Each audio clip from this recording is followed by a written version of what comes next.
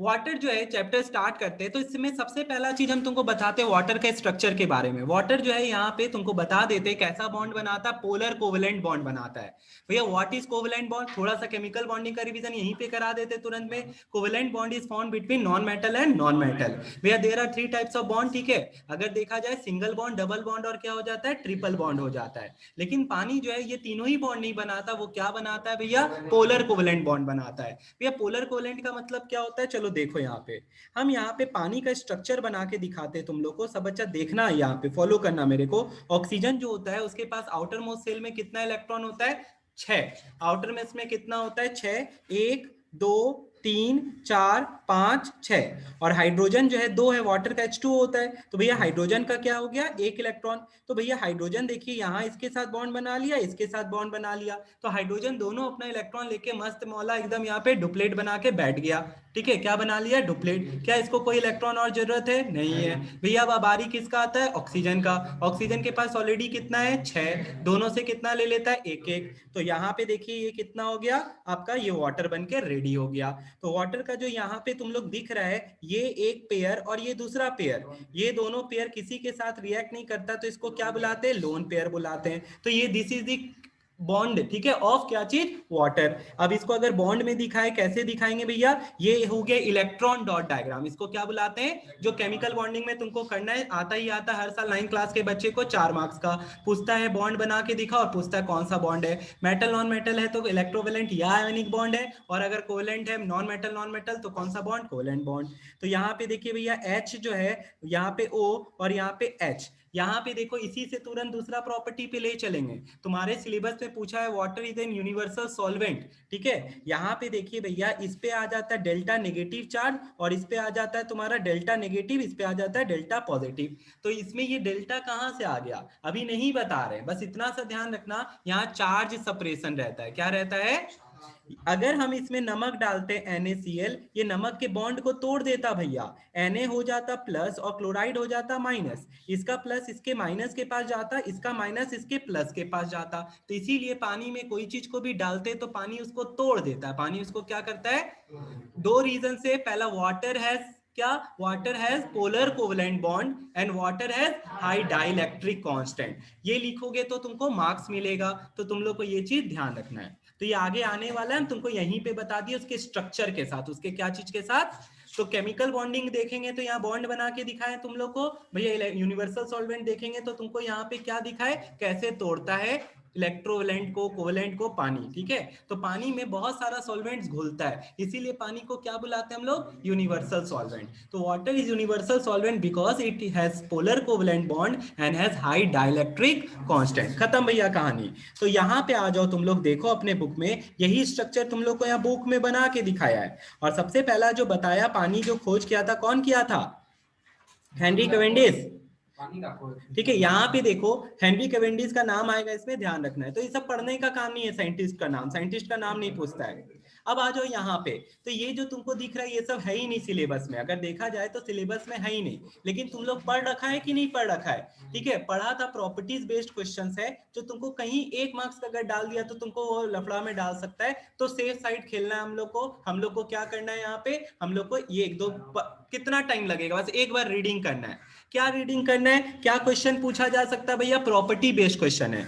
जैसे हम तुमको बताते हैं यहाँ पे, pure water is clear the taste in water. तो ये क्वेश्चन बहुत ज्यादा पूछा जाने वाला क्वेश्चन है कि अगर पानी को घर में अभी बॉईल करके पी रहे भैया, ठंडा का समय है, तो उसमें एकदम कैसा टेस्टलेस लगता है पानी। तो why boiling water taste flat. तो बॉइलिंग पॉइंट इज क्या होता है, इज सुनो, is directly proportional to solubility of gas. तो यहाँ पे ध्यान रखना है तुम लोग को, हमको गैस से मतलब है। तो भैया ठीक है, तो ये क्वेश्चन सब जो है बहुत सिंपल सा आंसर है ऑन दी फैक्टर्स। अगर फैक्टर्स नहीं पता है तुम्हारा, पूरा मार्क्स क्या हो जाएगा, चला जाएगा। तो तुमको यही चीज बता रहे, फैक्टर ध्यान रखना है। फैक्टर क्या बताए देख लिया, boiling point is directly proportional to solubility of gas, तो इस पे डिपेंडेंट है ये। फिर भैया प्रेशर से क्या रिलेशन है, प्रेशर कुकर वाला, ठीक है। हम लोग पहाड़ पे चढ़ते तो वहां खाना अच्छे से नहीं पकता है, क्योंकि प्रेशर बढ़ता है कि घटता है वहां पे। तो बॉइलिंग पॉइंट भी क्या हो जाएगा, घटेगा, खाना को प्रॉपर्ली हीट नहीं मिलेगा, खाना प्रॉपर्ली कुक नहीं होगा, खाना तेरा कच्चा रह जाएगा। तो एक लाइन का आंसर है, boiling point is directly proportional to pressure, ठीक है। तो ये सब इंपॉर्टेंट क्वेश्चन है। मम्मी लोग आलू के सब्जी में क्या करती है, नमक डाल देती है, सब्जी में नहीं, आलू में, सब्जी तो बाद में बनेगा भैया। तो आलू में नमक डाल देती है, क्यों नमक डाल देती है? इम्प्योरिटी डालने से बॉइलिंग पॉइंट क्या हो जाएगा, बढ़ जाएगा। तो बस सीधा सा बात है यहाँ पे। तो ये सब रीजंस तुमको पता होना चाहिए। तो देखो ये बुक में लिखा हुआ ऐसे करके, हम ही तुम लोग को लिखवाए थे, तो तुम लोग भी ऐसे करके लिख लेगा, तो जब भी पढ़ेगा तुमको तुरंत याद आ जाएगा। उसके बाद आता है तुम्हारा क्या, बताओ, एनामोलस एक्सपेंशन ऑफ वाटर। भैया what do you mean by anomalous expansion? इसका प्रिंसिपल पूछा जाता है कहाँ का। तो क्या होता है, बर्फ क्या एक बार में जम जाता है? नहीं भैया। और ऊपर से ये क्वेश्चन ध्यान रखना, वाटर का जो मैक्सिमम डेंसिटी होता है कितने डिग्री पे होता है, 4। तो ये फिजिक्स है तो केमिस्ट्री में नहीं डालेगा। यहाँ पे बस इतना ही है कि पानी 4 से 0 डिग्री के पास जाता है तो भैया वॉल्यूम बढ़ता है कि घटता है, बढ़ता है। टेम्परेचर घटने पे वॉल्यूम क्या हो रहा है, बढ़ रहा है। This is known as anomalous expansion of water. खत्म हो गया। पानी यहाँ पे देख लो ये कहाँ कहाँ यूज आता है, तो यही चीज बताया है और कुछ भी नहीं है। Latent heat of fusion of ice ये सब नहीं दे रहे क्योंकि फिजिक्स हो गया, ठीक है, छोड़ दो इसको एकदम आराम से। ऐसे तो वो सब भी नहीं था। यहाँ पे देखो water as a universal solvent, ये क्वेश्चन ऐसे सबसे पहला चीज वाटर में यही था, ठीक है। तो वाटर बता दिए तुम लोग को, वहां भी बता दिए, वही चीज ये पढ़ना है तुम लोग को। Water has high dielectric constant and water में कैसा बॉन्ड होता है, पोलर, ठीक है। इसके बाद देखो आगे क्या बता रहे हैं। इसके बाद अगर देखेगा व्हाट इज द इंपॉर्टेंस, तुमको पता है पानी जो होता है उसमें कुछ टेस्ट रहता है, क्यों रहता है, because of dissolve salts and minerals, ठीक है। तो सीधा सा बात है, पानी में जो टेस्ट होता है वो due to dissolve gases and क्या होता है, मिनरल्स। गैसेज एंड क्या होता है, और जब हम लोग बॉइल कर देते तो यही गैसेस उड़ जाता है, इस कारण से क्या हो जाता है, वो टेस्टलेस हो जाता है। तो ये चीज ध्यान रखना। इसमें एक क्वेश्चन आता है नाइट्रोजन और ऑक्सीजन से रिलेटेड, क्या चीज से रिलेटेड, नाइट्रोजन एंड ऑक्सीजन। भैया क्या होता है ना, एयर में नाइट्रोजन होता है 92, N2 जो होता है 78% होता है, ऑक्सीजन होता है 21%। लेकिन आपका जो पानी होता है उसमें कंपैरेटिव अगर देखा जाए तो 68% रहता है, और ऑक्सीजन कितना कर देते हैं हम लोग यहाँ पे, इतना कर देते। कोई दिक्कत है किसी को? तो यहाँ पे कारण क्या हुआ, कम ऐसे ज्यादा ही होता है, 30 कुछ अराउंड होता है, तो तुम उसको उस हिसाब से ले लेना। तो क्या यहाँ पे देखो, नहीं नहीं वो नहीं बोल रहे हैं हम लोग, 32 यहाँ ले रहे हैं, ठीक है। यहाँ पे हमको खाली ये नहीं, हम लिख रखे हैं, देखो आया नहीं है स्क्रीन पे, एक मिनट। हाँ यहाँ पे देखो ऑक्सीजन जो है वो कितना है, 32। तो तुम देखो यहाँ पे कंपैरेटिवली एयर में कहाँ पे ज्यादा ऑक्सीजन है, एयर में कि पानी में, पानी में। क्यों, because solubility of oxygen is more than solubility of nitrogen. ये क्वेश्चन देखो क्या है, पानी में कंपैरेटिवली ऑक्सीजन पाया जा रहा है ज्यादा कि नाइट्रोजन, एयर से कंपैरेटिव पानी में ज्यादा इसलिए पाया जाता है बिकॉज भैया वाटर में ऑक्सीजन से ज्यादा कौन घुलता है, नाइट्रोजन से ज्यादा कौन घुलता है, ऑक्सीजन। और उसका काम क्या है ऑक्सीजन का, रेस्पिरेशन, ठीक है। तो ये ध्यान रखना। खत्म हो गया पहला पार्ट में, और कुछ भी नहीं पढ़ना है, यही सब चीजें। ये रिएक्शन देख लेना, फोटोसिंथेसिस का रिएक्शन है, इंपॉर्टेंस ऑफ डिसॉल्व बता रहा है, और कुछ भी नहीं है, ठीक है। इसमें तुम लोग को कुछ भी नहीं पढ़ना है। तो यही चीज एक note, since oxygen is more soluble in water compare to nitrogen, composition of the air dissolve in water differs from ordinary air. तो यही चीज बताया, इसका सीधा सा एक रीजन बताया कि पानी जो है, पानी में ऑक्सीजन जो है वो क्या होता है, ज्यादा घुलता है। खत्म कहानी। अब आते हैं नेक्स्ट पेज पे। नेक्स्ट पेज में क्या है देखिए भैया, वहां पे आएगा तुम्हारा नया टॉपिक, कंसंट्रेशन के बेसिस पे तुमको बताएगा, सॉल्युबिलिटी के बेसिस पे कितने तरह का सॉल्यूशन होता है। ट्रू सॉल्यूशन एकदम हटा दिया गया है तो उसको नहीं पढ़ा रहे। फिर आता है तुम्हारा क्या, सैचुरेटेड, बचपन से पढ़ते आ रहे हो, 2 तरह का सॉल्यूशन होता है। हॉर्लिक्स पीते हैं तो भैया एक समय आता है और हॉर्लिक्स नहीं घुलता है, तो उसको हम लोग क्या बुलाते हैं, सैचुरेटेड सॉल्यूशन बुलाते हैं। लेकिन अब क्या होता है भैया, और घुल सकता है तो उसको क्या कहते हैं, अनसैचुरेटेड। लेकिन लास्ट में डेफिनेशन में क्या लिखते हैं, एट कांस्टेंट, क्योंकि टेम्परेचर बढ़ाने पे सॉल्युबिलिटी क्या हो जाता है, चेंज हो जाता है। तो ये चीज ध्यान रखना है तुम लोग को, ठीक है। यहाँ पे देख ले, डाइल्यूट और कंसंट्रेटेड भी ऐसे नहीं है, लेकिन देख ले क्या है भैया, जब डाइल्यूट क्या होता है, दूध वाला ज्यादा पानी मिला दिया तो डाइल्यूट हो गया। सॉल्वेंट ज्यादा है किससे, सॉल्यूट से। अगर सॉल्यूट ज्यादा है सॉल्वेंट से तो उसको क्या बुलाएंगे हम लोग, कंसंट्रेटेड। तो ये चीज ध्यान रखना, सॉल्यूट अगर सॉल्वेंट से ज्यादा होता है तो वो कंसंट्रेटेड हो जाता है, और अगर सॉल्वेंट ज्यादा है सॉल्यूट से तो वो क्या हो जाता है, डाइल्यूट हो जाता है। वो क्या हो जाता है, डाइल्यूट। और ये क्या हो गया, कंसंट्रेटेड। बस। फिर आता है सैचुरेटेड सॉल्यूशन को कैसे प्रिपेयर करा जाएगा, जरूरी नहीं है पढ़ना, ठीक है, काट दो, इसको काट सकते हो।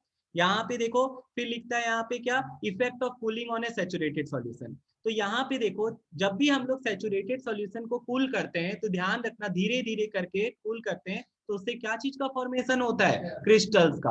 तो नेक्स्ट टॉपिक इसमें है दिया हुआ एग्जाम में, what is crystallization, water of crystallization. तो जब सैचुरेटेड सॉल्यूशन को धीरे धीरे करके तुम ठंडा करेगा तो क्या चीज का फॉर्मेशन होता है, क्रिस्टल्स का फॉर्मेशन होता है, ठीक है। Effect of heating a saturated solution, तो सॉल्यूशन को हीट करने पे क्या हो जाएगा, उसका सॉल्युबिलिटी बढ़ेगा, वेरी गुड, उसका सॉल्युबिलिटी क्या हो जाएगा, बढ़ जाएगा, ठीक है। तो फिर उसको सैचुरेट करा देंगे, तब उसको हम लोग कौन सा सॉल्यूशन बुलाते हैं, सुपर सैचुरेटेड सॉल्यूशन बुलाते हैं, खत्म, इसमें कुछ नहीं पड़ेगा। और इसके बाद आता है तुम्हारा यहाँ पे, ध्यान से देख, it is possible to bring down the temperature of a saturated solution, यहाँ पे देखो, without the excess solute crystallising out, ठीक है। तो इसको पढ़ने का काम नहीं, छोड़ दो, जरूरी नहीं है, ये तो काट ही दो, न्यूमेरिकल्स क्वेश्चन कुछ भी नहीं है इससे रिलेटेड, तो आराम से इसको काट सकते हो तुम लोग, पेंसिल से काटना, दूसरा बच्चा भी यूज कर सके बुक। सॉल्युबिलिटी अब आता है, ठीक है। तो सॉल्युबिलिटी का मतलब यहाँ पे पहले देखो, एक नाम यहाँ पे देखो, ऑन दी, ठीक है, कुछ गैसेस होता है जो पानी में घुलता है, हम लोग बात किए थे, इसी कारण से पानी में क्या आता है, टेस्ट आता है, तो ज्यादा घुलता है, कम घुलता है, नहीं घुलता है, ना के बराबर घुलता है, तो उसके लिए टर्म्स है, नहीं घुलता तो इनसॉल्युबल है, हल्का सा घुलता है तो स्पैरिंगली वर्ड यूज करते हैं, घुलता है तो हाईली सॉल्युबल कहते हैं। तो यहाँ पे ये सब बताया है, तुम लोग देख सकता है।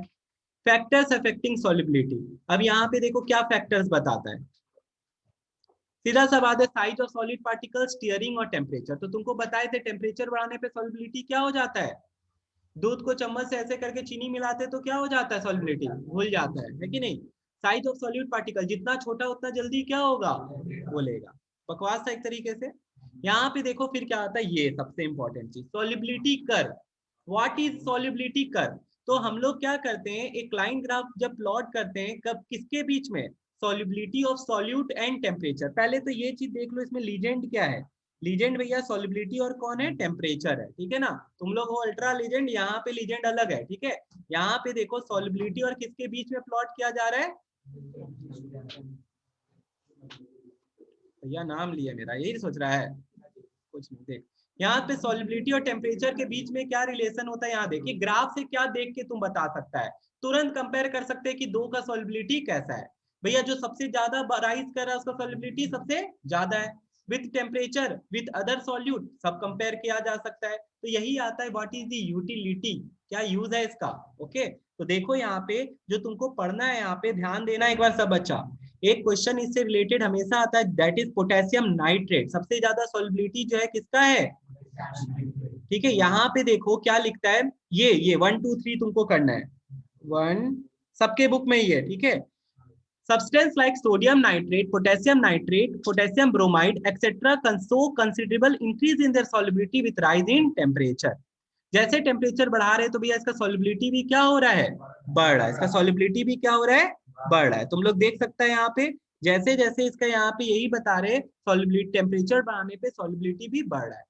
Solubility of sodium chloride increases only a little with increase, किसी किसी का बहुत तेजी से बढ़ता है और किसी किसी का बहुत अ लिटिल, किसके लिए बता रहे हैं, सोडियम क्लोराइड, किसी का बढ़ के घटने भी लग जाता है। Solidity curve of substance like anhydrous calcium chloride so that there is a decrease for attaining a certain temperature, ठीक है।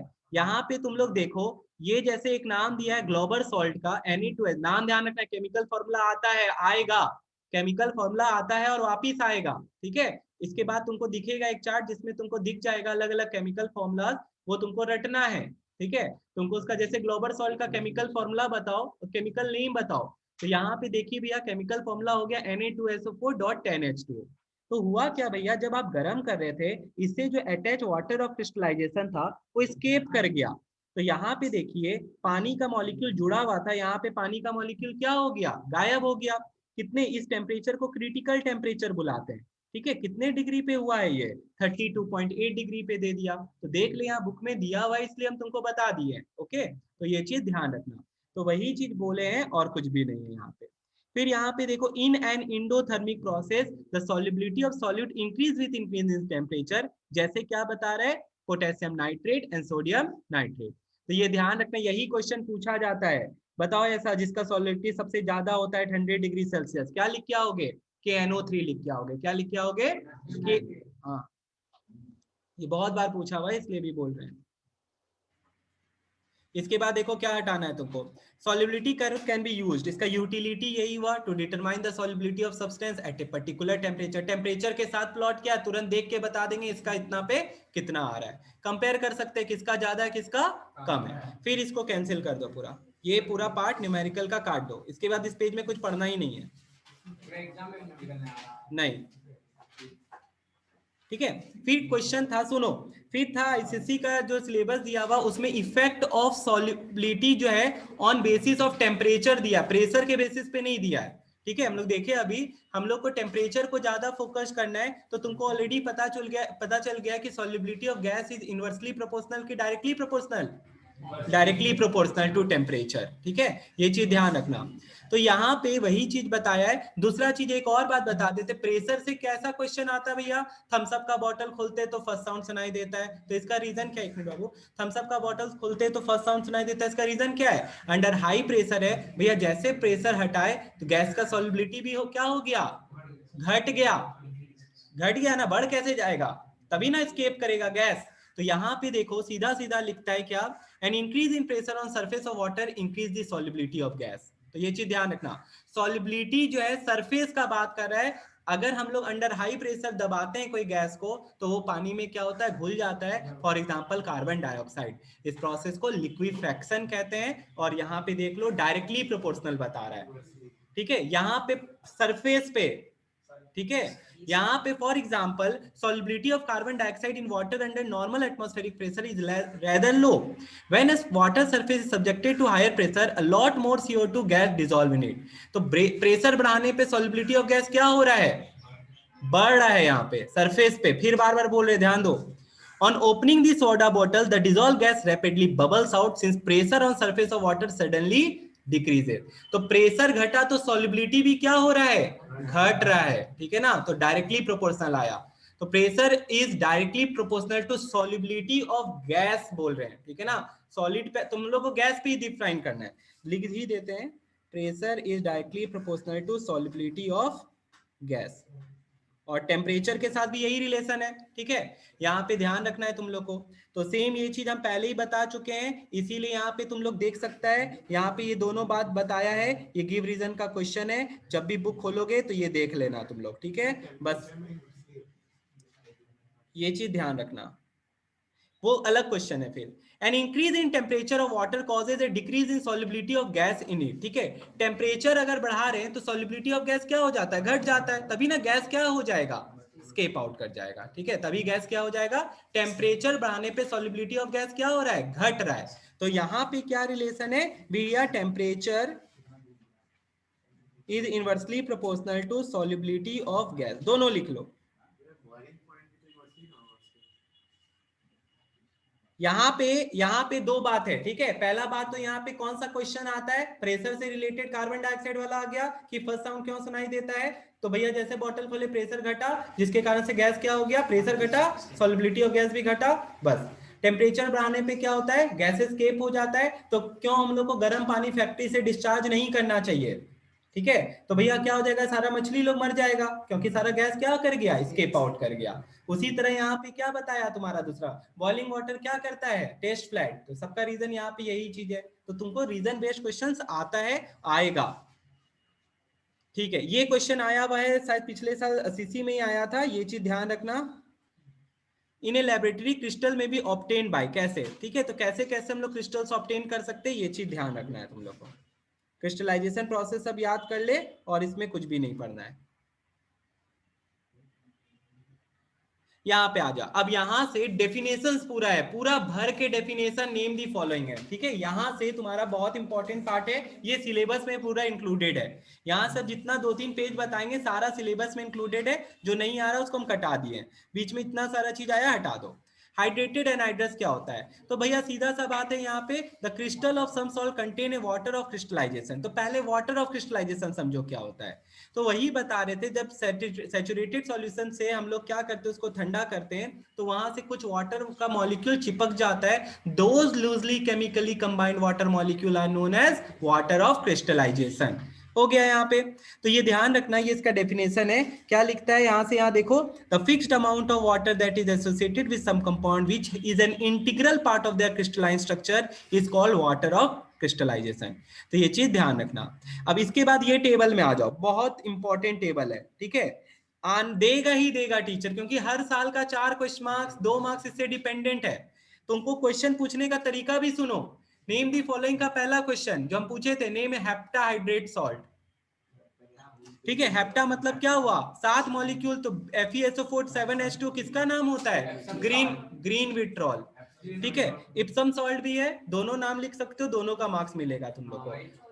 हाँ, तो ब्लू विट्रॉल भी है, तो यहाँ पे व्हाइट विट्रॉल है, नहीं व्हाइट विट्रॉल है, ठीक है। तो देख ले, वही चीज बोलना चाह रहे हैं, ठीक है। अभी तो तुम लोग बता दे रहे हो फटाफट, कलर भी देख सकते हो, कलर पे भी है। तो ये टेबल तुम लोग के लिए बहुत इंपॉर्टेंट है, ये टेबल याद करना है, ठीक है। पोटेशियम का फॉर्मूला दे, K2SO4.Al2SO4 होल 324H2, देख ले।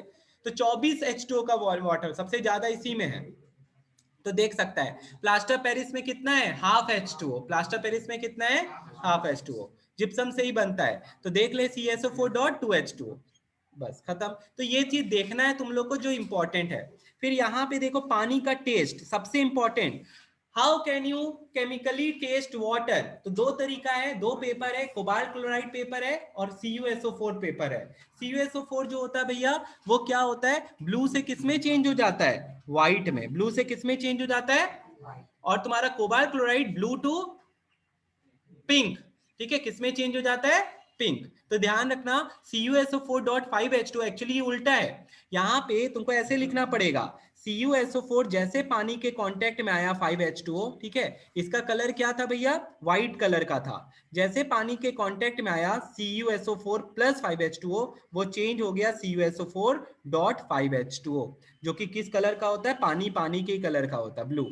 तो ये ध्यान रखना, ये इसका टेस्ट है, केमिकली टेस्ट आता है 1 मार्क्स का, तो ये लिखना पड़ता है हम लोग को कि भैया कॉपर सल्फेट जो होता है एनहाइड्रस से किसमें चेंज हो गया, हाइड्रेटेड। भैया पहले पानी का मॉलिक्यूल जुड़ा हुआ नहीं था, अब पानी का मॉलिक्यूल जुड़ गया, तो ये किसमें चेंज हो गया। तो यहाँ पे तुम लोग लिख ले केमिकल टेस्ट फॉर वाटर, ठीक है।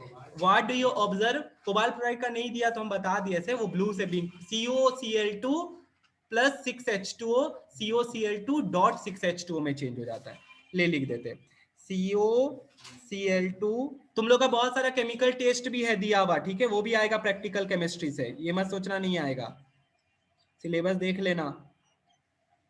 ये भैया देखिए, ये किस कलर का था, ब्लू, किस कलर में चेंज हो गया, पिंक, कोबाल्ट क्लोराइड, ठीक है, 6, इसमें 6 होता है। ये कर लेना, सबको बोल रहे बार बार, बहुत इंपॉर्टेंट है, 2 मार्क्स का क्वेश्चन इससे रहेगा ही। अब आता है डेफिनेशन, भैया डेफिनेशन के नाम पे क्या कर, ये सब मत पढ़ना, ये सब नहीं पढ़ना, एक्सपेरिमेंट नहीं करेगा कोई, ये छोड़ दे, इसको हटा दे। एनहाइड्रस में भी इतना पढ़ने का कुछ काम नहीं है किसी को, खाली डेफिनेशन, ठीक है, खाली डेफिनेशन, छोड़ दो इसको भी। आ जाते हैं यहाँ पे, अब एक एक करके सुनना सब बच्चा, 3 का डेफिनेशन बताएंगे, रीजनिंग बताएंगे और एग्जाम्पल बताएंगे, ध्यान से सुनना सब बच्चा। इफ्लोरोसेंस आया हुआ भैया एग्जाम में तुम लोग को, क्या होता है भैया, इफ्लोरोसेंस अ फेनोमेनन वेयर, डेफिनेशन देखो, इफ्लोरोसेंट क्या होता है, इफ्लोरोसेंस क्या होता है, बॉइंट क्या होता है, बॉइंट फोर्स क्या होता है, बॉयंसी क्या होता है, वही चीज है। Efflorescence is a phenomena, buoyancy is a phenomena, define करते बॉइंट फोर्स को ही, ठीक है। तो यहाँ पे क्या हो रहा है, ध्यान सुनना, a phenomenon where a compound loses its moisture, यहाँ पे और अच्छे से लिखना, a crystalline compound loses its moisture, क्या लिखेंगे, देख इसको एरो करके ऐसे करके लिख ले तो तुमको कभी कंफ्यूजन नहीं होगा। क्रिस्टलाइन, ठीक है, क्रिस्टलाइन क्या होता है, substance on exposure to atmosphere, ठीक है, क्या करता है वो, this result in loss of crystallization and finally crumbling. तो इतना जो बकवास किया है, तो लिखता है phenomena where a compound loses its water of crystallization on exposure to dry air, ठीक है। तो ये वाटर ऑफ क्रिस्टलाइजेशन को क्या करता है, लूज करता है, सुनो ध्यान से सब बच्चा, पार्शियली या कंप्लीटली, जरूरी नहीं होता है कि पूरा ही पानी को लूज करेगा। तो यहां पे क्या हुआ, ये लूजेस मॉइस्चर, ये मॉइस्चर को क्या किया, लूज किया, और किस स्टेट में चेंज हुआ, एमरफस स्टेट में चेंज होता है, किस में चेंज हो जाता है, एमरफस। तो एकदम सिंपल सा है, efflorescence is a phenomenon in which crystalline substance, ठीक है, loses moisture on exposure to atmosphere and changes into amorphous state. कोई मार्क्स नहीं काट सकता अगर ये लिख के आओगे, सब चीज लिख दी उसमें, कौन किसमें चेंज हुआ, कैसे चेंज हुआ वो भी बता दिए तुम, ठीक है ना। On exposure to atmosphere loses moisture, और ज्यादा लिखना है पार्सली या कंप्लीटली, ठीक है। तो यहाँ पे अब आ जाओ, इसका डेफिनेशन से आ जाते एग्जांपल्स में। तो देख सकता है अभी फ्लोरोसेंस कब ज्यादा होगा, ये क्वेश्चन आता है। तो ये fluorescence occurs when vapour pressure in the hydrated crystal exceeds atmospheric pressure. तो भैया मॉइस्चर लूज कर रहा है ना, मतलब तुम सोचो ये बाहर की तरफ जा रहा है, ये कहाँ की तरफ जा रहा है, मॉइस्चर बाहर की तरफ। अगर बाहर का, क्योंकि क्या हुआ है, अंदर का प्रेशर हाई है और बाहर का प्रेशर क्या है, अगर बाहर का प्रेशर ज्यादा होता तो क्या मॉइस्चर बाहर जा पाता, नहीं जा पाता। तो यही चीज बता रहा है, ये तब होगा जब बाहर का प्रेशर क्या रहेगा, लो रहेगा, और अंदर का वेपर प्रेशर क्या रहेगा, ज्यादा रहेगा। तो लिखता है इफ्लोरेसेंस अकन when vapour pressure in the hydrated crystal exceeds, तो बाहर का प्रेशर कौन सा प्रेशर हुआ, एटमॉस्फेरिक प्रेशर हुआ, और अंदर का प्रेशर क्या हो गया तुम्हारा, वेपर प्रेशर बुला रहा है सब्सटेंस का। तो अंदर का प्रेशर ज्यादा है, बाहर का प्रेशर कम है, तब ये पानी को क्या करता है, छोड़ता है, पानी को क्या करता है।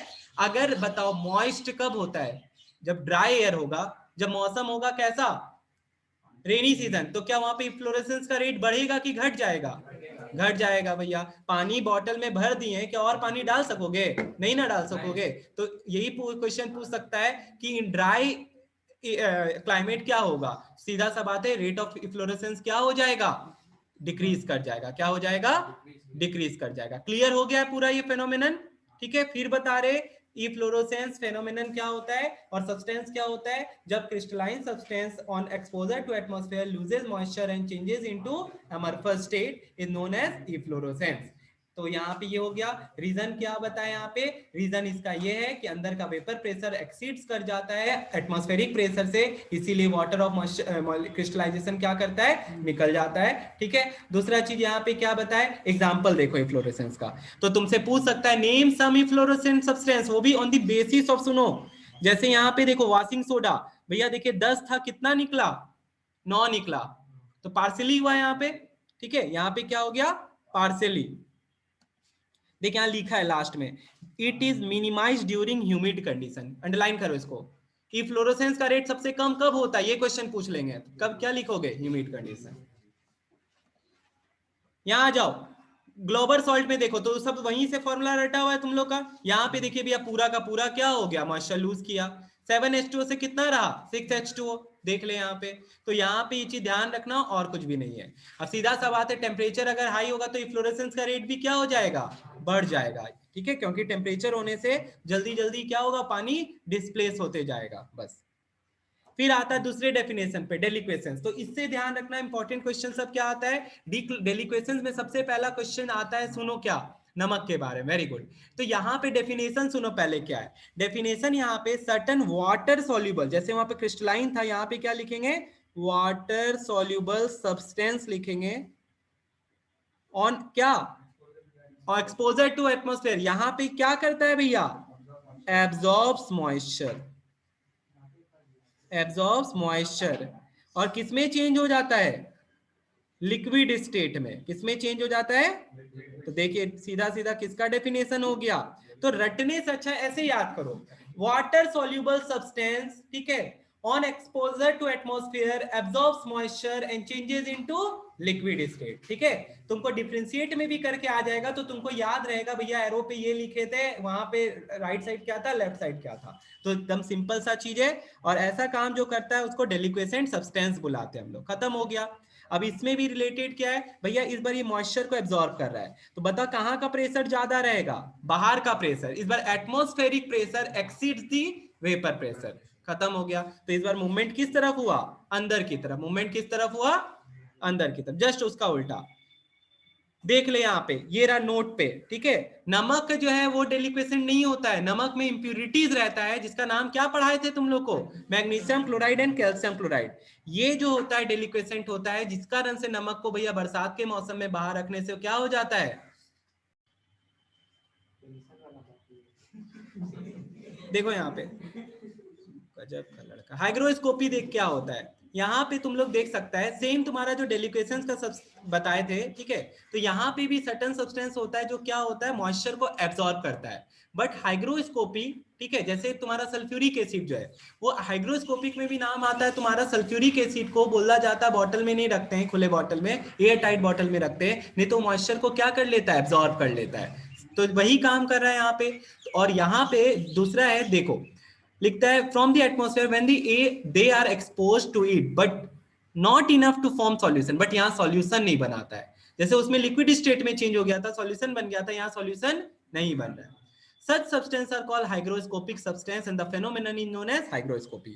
तो नाम देखो किसका किसका दिया है, सल्फ्यूरिक एसिड, P2O5, क्विकलाइम। अब यहाँ पे देखो ये दोनों बेसिक है, क्वेश्चन आ जाएगा ऐसे करके, नेम है बेसिक हाइग्रोस्कोपिक सब्सटेंस, क्या लिख के आएगा, calcium oxide and phosphorus pentoxide. Acidic पूछेंगे तो क्या लिख के आएगा, ठीक है, तो ध्यान रखना इस चीज को। अब आता है ड्राइंग और डिहाइड्रेटिंग, लास्ट टॉपिक है इसका, ठीक है, वाटर चैप्टर का लास्ट टॉपिक है क्या, एसिडिक कंसंट्रेट सल्फ्यूरिक एसिड। अब लास्ट टॉपिक है ड्राइंग और डिहाइड्रेटिंग, टेस्ट में हम पूछे भी थे और पूछेंगे भी। ड्राइंग और डिहाइड्रेटिंग एजेंट में डिफरेंस क्या होता है, तो भैया drying agent brings chemical change और फिजिकल चेंज। ये फिजिकल, भैया अगर कोई गैस को हम पास करा देते, ध्यान से देखो यहाँ पे, एक्स गैस को अगर हम ड्राइंग एजेंट से पास करा देते तो वो हमको एक्स ही मिलेगा, लेकिन अगर एक्स गैस को डिहाइड्रेटिंग से पास करा देंगे तो वाई मिलेगा। इसका मतलब वो क्या किया, केमिकल चेंज लाया, और ये क्या किया, फिजिकल चेंज की लाया। लेकिन दोनों क्या किया भैया, दोनों का दोनों मॉइस्चर को एब्जॉर्ब किया। क्या चीज को एब्जॉर्ब किया, मॉइस्चर। बट एक क्या करता है, एक कंपाउंड ही बदल देता है, ठीक है ना, कौन, डिहाइड्रेटिंग एजेंट। कौन चेंज कर देता है, dehydrating agent brings about chemical change.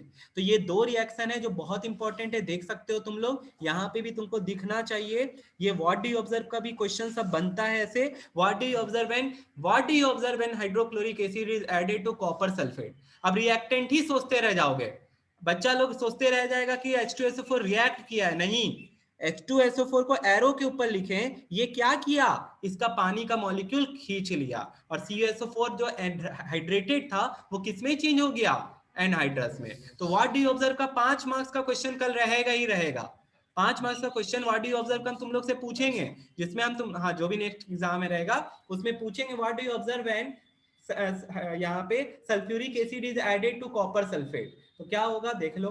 तो तुमको बताना, वहां पे ऑब्जर्वेशन में रिएक्शन नहीं लिखना पड़ता है, कलर लिखना पड़ता है, गैस इवॉल्व क्या है, वो आईसीसी का पैटर्न बता रहे थे देखो, और कुछ नहीं, ठीक है। बहुत बच्चा को अगर रिएक्शन पता लिख के आ जाओ कोई दिक्कत नहीं है, लेकिन गलत हो जाएगा तो दिक्कत हो जाएगा, ज्यादा होशियारी में भी मार्क्स कट जाता है बहुत बार, तो यही बता रहे हैं। अब इसके बाद फिर देखो क्या हुआ भैया, यहाँ पे ग्लूकोज में जब हम सल्फ्यूरिक एसिड डाले तो क्या हुआ, पानी देख, इसका सारा पानी हट गया, सारा पानी हट गया तो कार्बन अलग हो गया, पानी अलग हो गया, दिख सकता है तुम लोग को। तो यहाँ पे यही चीज है और कुछ भी नहीं है, क्लियर हो गया, बस इतना सही ध्यान रखना, और इसमें भी कुछ भी नहीं है।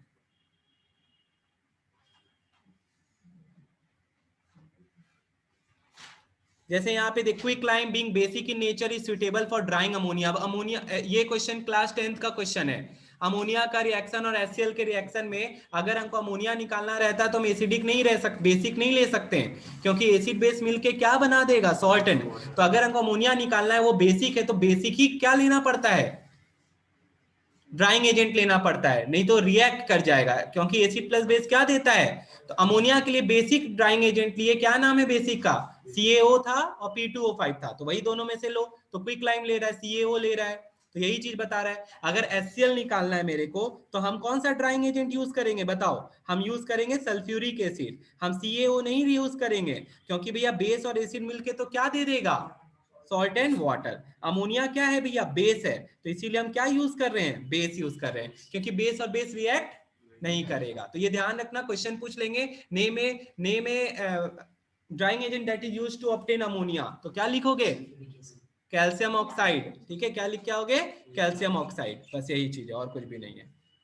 तो यही है, और कुछ भी नहीं तुम लोग को पढ़ना है इससे रिलेटेड, यहाँ तक ही तुमको बताना था हमको, ये चीज तुम लोग अच्छे से कर लेगा, ठीक है। एक और यहाँ पे रिएक्शन दिया है, HCOH को बुलाते हैं कार्बोक्सिलिक एसिड, क्या बुलाते हैं, कार्बोक्सिलिक एसिड। तो कार्बोक्सिलिक एसिड के साथ अगर हम सल्फ्यूरिक एसिड को रिएक्ट किए, ठीक है, तो क्या देगा, या ऑर्गेनिक एसिड, वो भी नहीं देगा। और एक रिएक्शन शो करो जब हम ऑर्गेनिक एसिड को रिएक्ट करते हैं सल्फ्यूरिक एसिड के साथ। तो फिर भैया देखो कितना सिंपल वे में तुमको सिखाते हैं। सब बच्चा देखो यहाँ पे HCOOH में हम H2SO4 डाले, क्या काम करता है बताओ जल्दी से? पानी खींचता है, देख इसका पानी उड़ा दिए, क्या बचा? CO प्लस, देखो वही निकला है कि नहीं निकला है? बस हो गया, सिंपल सा चीज है। तुम भी डब्बा बना लो ऐसे ताकि तुमको भी याद हो जाए।